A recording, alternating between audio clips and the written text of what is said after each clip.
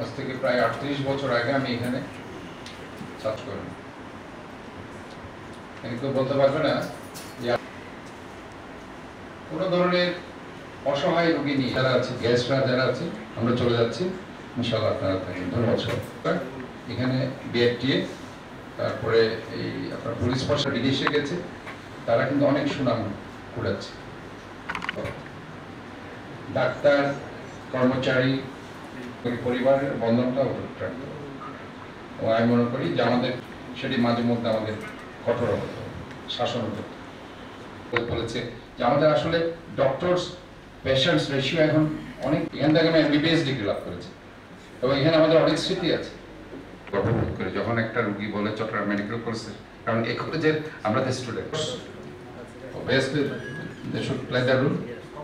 And driver কি করছে সে তো পরে জানছে, আর এখানে আমরা যারা আছি আমরা সবাই তার সাথে আছি। এবং আমরা চাই যে মানুষ এখানে এসে সেবা পাক। আমাদের সিভিল সার্জন, আমাদের স্বাস্থ্য পরিচালক, আমাদের ইন্টারনেট, আমরা 18 সালের রেট 25 সালে এসে চাপাবো।